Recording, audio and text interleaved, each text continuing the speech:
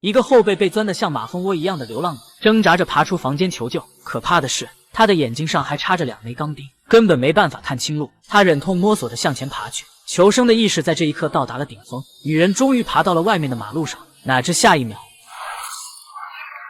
警员阿光接到报案，迅速赶到现场。可看到眼前的场景，瞬间让他不寒而栗。女人眼上钉着的钉子，正是阿光之前亲手钉在门框上的。更加巧合的是，女人死前曾被囚禁的地方距离阿光家不足200米，而之前遇害的2名死者也是死在了阿光家附近，甚至全是在他休假的时候。阿光虽是警察，但嫌疑重大。等一切结束回到家，阿光躺在床上久久无法入睡，本想和妻子交流一下感情，排解一下最近的苦闷心情，哪知屋外突然传来了仔仔的哭闹声。无奈老婆小美只好丢下阿光陪仔仔睡。回到房间的阿光孤枕难眠，就在这时，他竟在儿子仔仔的画作中看到了一幅兔子画像。此时他突然想起，这赫然就是死者背上被钻出的图案。阿光不敢多想，很快阿光的体检报告出来了，脑部的扫描一切正常，之前受过的伤也基本恢复，但是在血液里检测到了药物残留，并且这种药物的浓度还非常高，很像是慢性中毒导致的。这种药物最大的副作用就是导致病人头晕或者短暂失忆，药物后遗症作用比较大，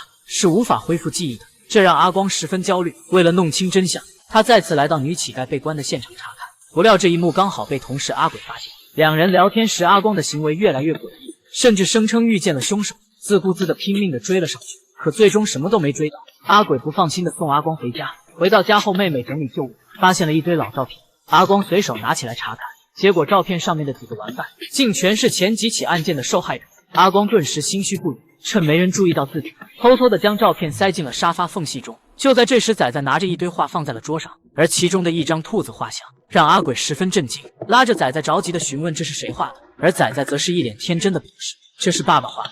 仔仔的话让阿鬼瞬间变了脸色，这一刻对阿光的信任出现了动摇。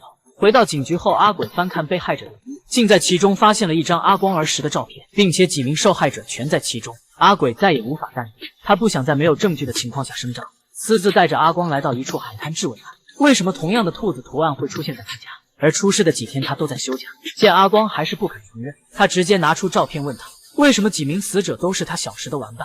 现在所有证据都指向阿光，但他却没办法解释。他让阿鬼把照片还给他，并给他1个星期查明真相，如果到时候还是没有抓住凶手，他就自认倒霉。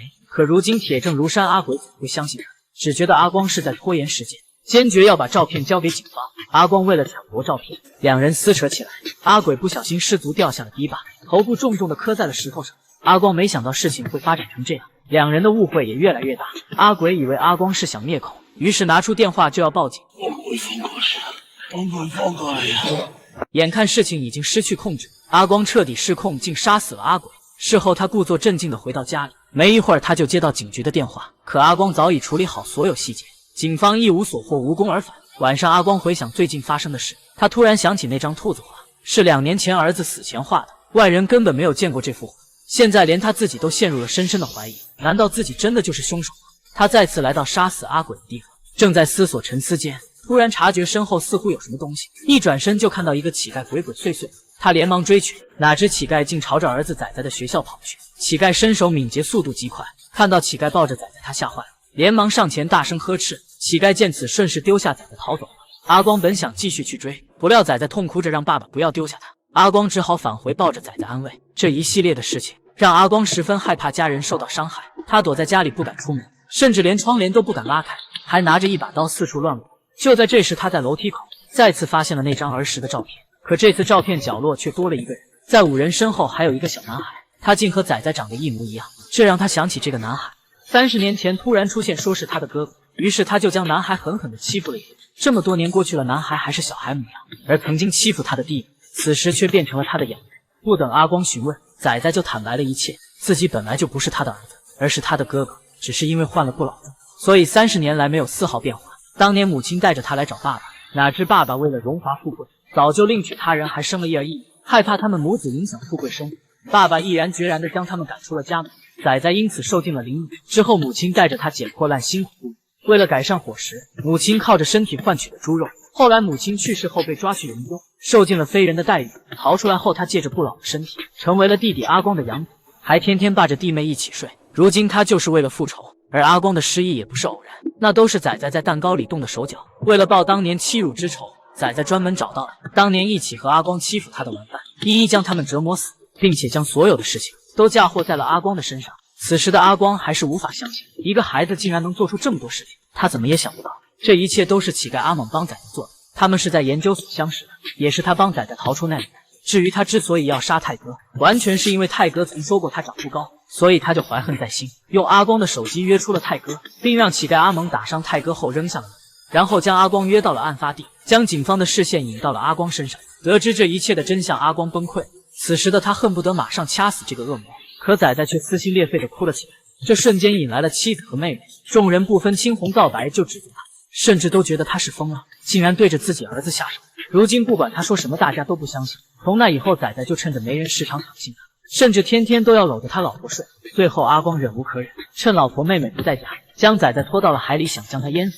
仔仔惊声哭求，阿光本以为就此可以解决仔仔，哪知仔仔丝毫不慌，竟在海里悠闲地吹着口哨游着泳。看到仔仔这副模样，阿光似乎是想到了什么，拼命地朝家里赶去，在地上发现了一把带血的刀。他小心翼翼地回到房间，此时火上的汤还翻滚着，却怎么也找不见妻子的身影。最终他在烤箱处看到一缕黑发，颤颤巍巍地打开烤箱。就在这时，电话里传出医生的声音，原来妻子小美已经怀孕，刚预约了产检。此时阿光愤怒极了，当即冲出门外要解决仔仔。可就在他出去的瞬间，仔仔将房门反锁，而身后阿猛也手持电钻出现。好在玻璃上的影子让阿光及时反应过来，躲过了致命的一击。两人一番缠斗，阿光顺利地解决了阿猛。可此时仔仔早就趁乱逃走，阿光手拿电钻出门寻找仔仔。此时的他已经杀红了眼，终于在一处桥下找到了仔仔。就当阿光已经将仔仔逼入绝境，打开电钻准备解决这个恶魔的时候，警察及时赶了过来。仔仔见状再次轻声挑衅阿光，说他已经没有了机会，等他死了以后，他就可以靠着妹妹生活。说完自顾自地表演起来。听到仔仔拿最后一个亲人威胁他，阿光忍无可忍，打算掐死仔。就在这时，几人及时开枪射击，仔仔才没被伤害。后来在审讯室内，面对妹妹的质疑，阿光选择了沉默。或许不让妹妹知道真相，才能保护妹妹。善恶到头终有报，真相总有一天会明了。